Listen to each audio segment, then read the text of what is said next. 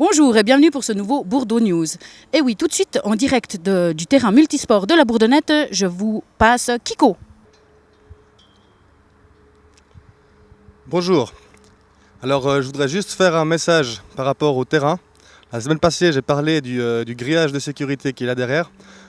Hier après-midi, j'ai constaté que 2 enfants se sont aventurés sur l'autoroute pour aller récupérer des ballons. Alors message particulièrement aux parents, c'est que expliquez bien à vos enfants qu'un ballon sur autoroute, on s'en fout du ballon, quoi. Hein, l'important c'est la vie de vos enfants, l'important c'est que les enfants soient en sécurité. Et puis les 2 gamins qui sont passés sur l'autoroute se reconnaîtront de toute façon s'ils regardent TV Bourdeau.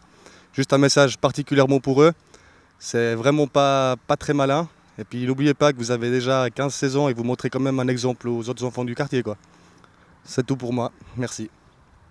Tout de suite, on retrouve un petit compte-rendu de la fête des voisins qui a eu lieu le 27 mai, donc le mardi passé. La fête des voisins, qu'est-ce que c'est? C'est un moment convivial de rencontre. Donc tout de suite, je vous laisse avec la fête des voisins.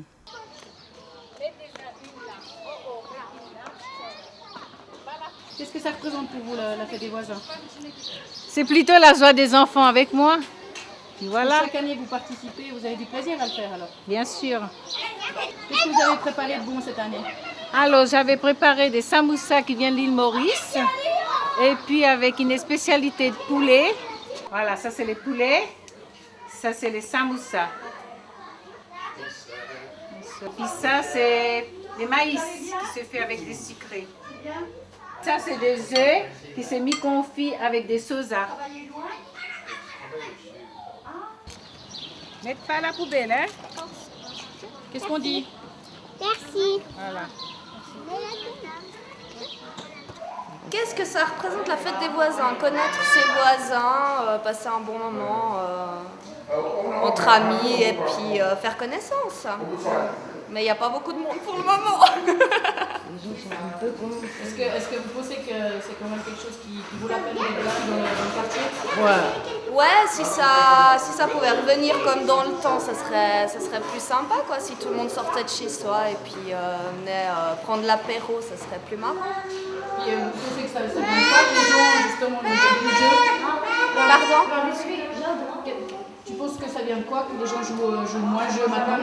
Bah, ils sont peut-être lassés, je sais pas, vu que la Bourdonnette c'est un endroit où ça fonctionnait beaucoup avant. Est-ce qu'ils trouvent ça moins intéressant? L'époque qu'on vit, je sais pas, trop stressés puis ils prennent pas le temps. Qu'est-ce que vous avez préparé de bon alors dans ce concours? Alors, ben, il y a salade de pâtes, des amuse-bouches, des petits biscuits salés et puis plein de boissons. On attend le reste.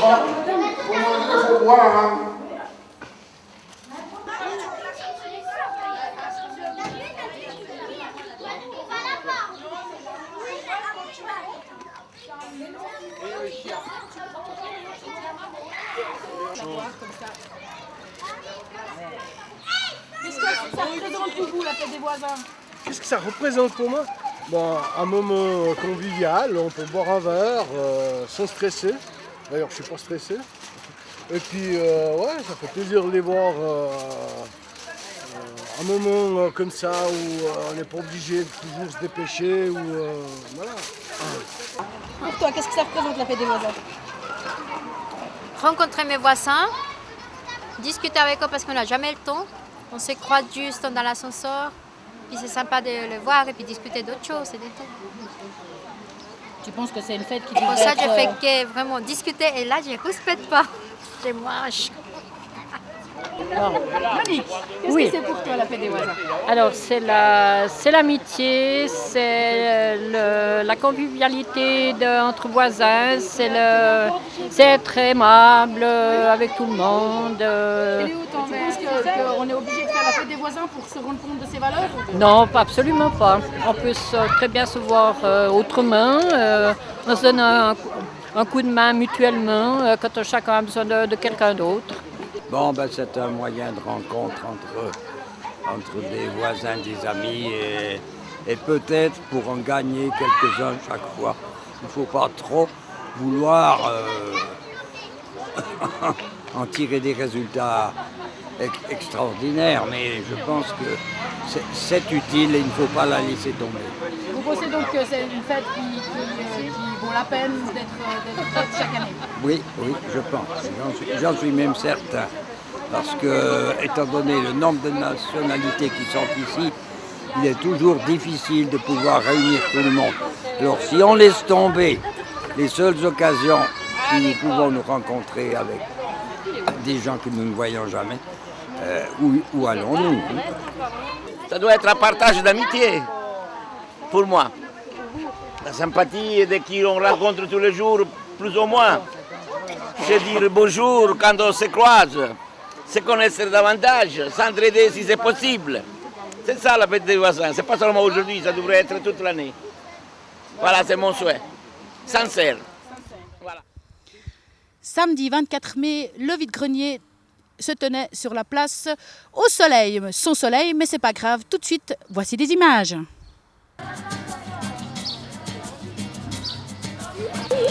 Le vide-grenier du 24 mai, organisé par les mamans du quartier, a remporté malgré le temps incertain un vif succès. Et oui, le soleil n'a fait que de brèves apparitions. Mais cela n'a pas atteint le moral des participants. Oh, j'ai dit qu'elle était pour toi. Merci. Ouais, Coco, j'ai 2 balles.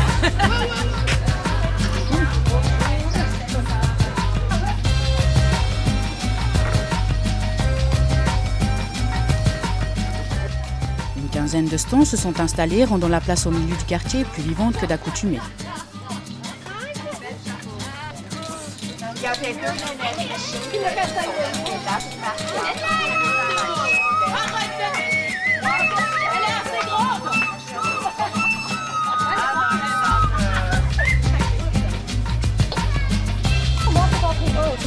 Oui, je sais. Bah oui, ils sont là-bas dans les sacs.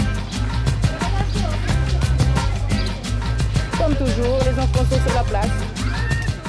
Le vide-grenier s'est terminé sur une note sympathique, une grillade ayant été prévue pour clôturer cette journée sur une note conviviale. Bon appétit! La nuit des églises, c'est ce vendredi 30 mai. Madame Schneider va vous en parler tout de suite. Bonjour. Aujourd'hui, je viens vous parler de la nuit des églises. À Lausanne, depuis de nombreuses années, il y a la nuit des musées.